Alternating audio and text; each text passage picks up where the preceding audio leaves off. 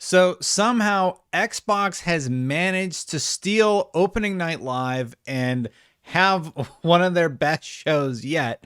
There were a lot of reveals that are coming to Xbox. There were Xbox exclusive reveals. And let's talk about why somehow this ended up working in their favor so well.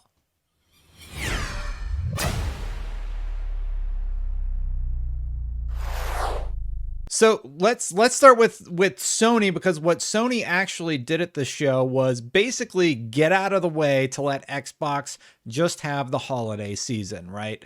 The big announcements from Sony were that Horizon was delayed, or a lot of people point out that Horizon didn't have an announced date. It was announced for 2021. So was God of War. Now both of those games have pushed to 2022. So Horizon is delayed to February 28th, 2022, just setting up the roadmap for the rest of 2021 to be owned by Xbox. I kind of made that prediction a few weeks ago, and now it has come to fruition. In addition to that, Sony also showed Death Stranding, which looks like a great update.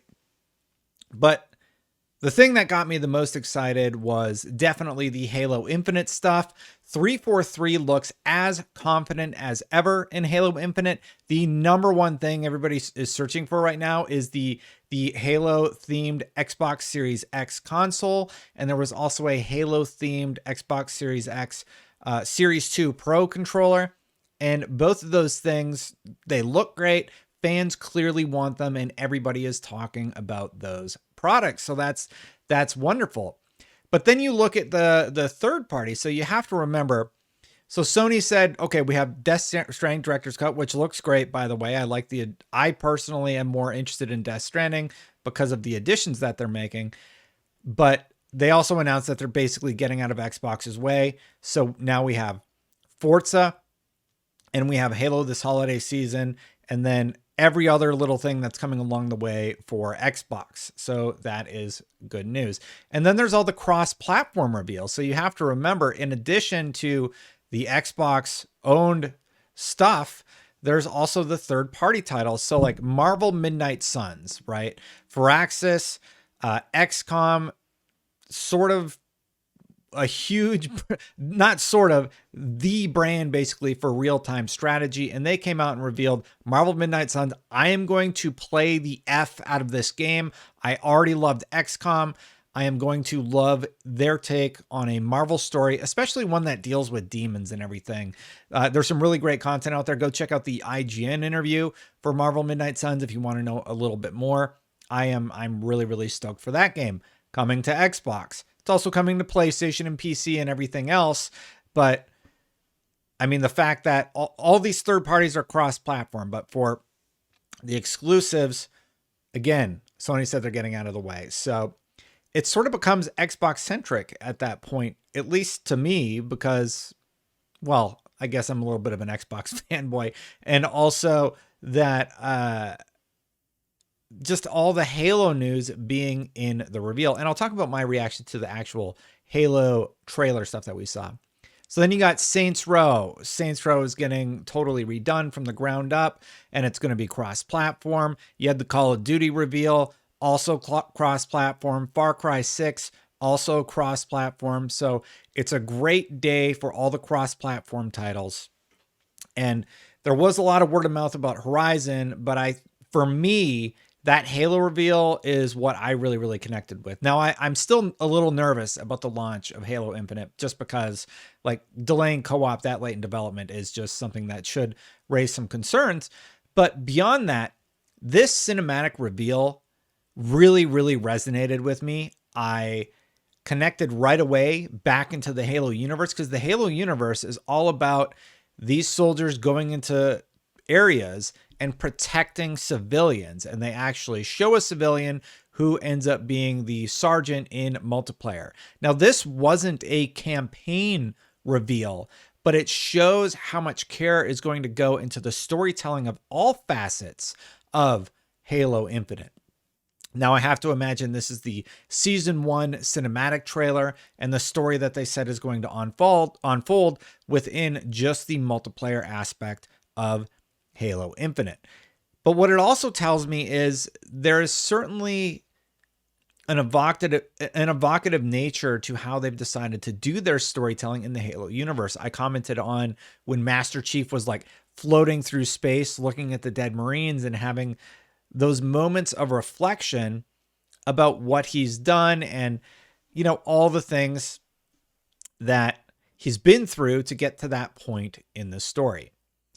So Halo Infinite definitely won me over, sort of got my hype levels back up as I expected it would. Now, I learned more about what is happening for Xbox in the coming months than I did at the Xbox showcase. A lot of people pointed out that Xbox kind of wanted to own the conversation the day before and the day after. I really think they could have tightened up their showcase, made it an hour, cut a few of the longer in the tooth dev interviews down a little bit, and just show the really, really good stuff. They've nailed a few conferences like perfectly, and to see them sort of go this a direction that I felt was a little softer, there must be some sort of obligation or something that I'm not privy to. Like they have to do 90 minutes, and they sort of padded it out, and it was just such an odd conference. But anyway, then you can watch my video about that. And then ONL comes along, and ONL is great. ONL is really, really strong for Xbox and cross-platform titles. Speaking of, Scorn was confirmed for 2021 again. So now we have a date for Scorn, or at least an update on Scorn. And during all this, I don't remember if it was actually part of ONL or if it was released separately, but we did get the Crossfire X update that we were hoping for. No date or anything. It just says coming soon right now. But there was a trailer posted. It was a multiplayer reveal trailer showing once again that Crossfire X, hey, it's still here. Don't forget about it. Here it is. Check it out, et cetera, et cetera. I'm trying to find my notes from yesterday just about the games that I was hoping to see, but I don't have it in front of me. But I know Scorn, Crossfire X, and the Gunk were on that list, and now all those games have been talked about, with Scorn still being confirmed for 2021. When they're going to start the marketing cycle for that, who knows? But the other game that I'm really excited about, another third party, I didn't talk about it too much, but Far Cry 6 is looking great. I love that interview style. It's Giancarlo Esposito, just seeing him be so intimidating with his presence in that game. I am really, really excited to play Far Cry 6. And you just look at everything that's coming out, and PlayStation gamers have plenty to play, and Xbox gamers have plenty to play. I sort of tweeted about this, and my realization basically about what the two brands are doing. Xbox has sort of waited a year. They didn't have a super strong year one, let's be honest, but they've been building up their services and their library and their schedule of releases to just kick butt in the back half of 2021, which it looks like they're going to, and then continue powering through into 2022. Sony has said, look, COVID and all the development delays and everything, we're already like selling more. We're already making, oh my goodness, I can't talk on this episode. We're already making consoles as fast. We're selling consoles as fast as we can make them. There, I got it out.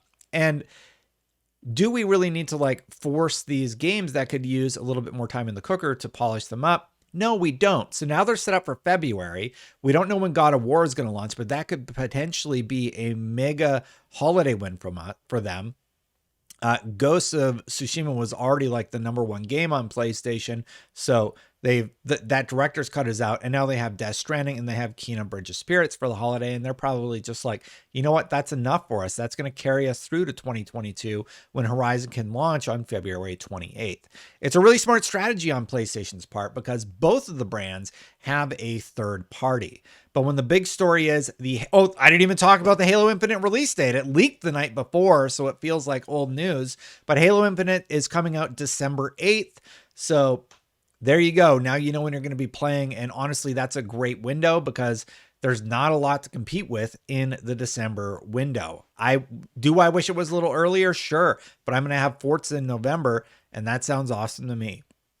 What did you think about the opening live showcase for Xbox and Sony? I think Sony had a presence there, but to me, just tonally, it felt like a big win for Xbox for 2021 anyway. Let me know what you think.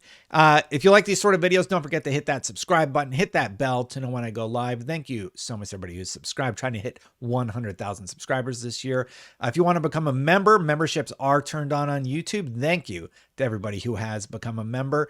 And yep, I do have a merch store. So if you want to buy a coffee cup, check it out. All right, I'm going to get out of here. Catch you for the next one. I want to hear what you think. Let me know in the comments below. Bye for now.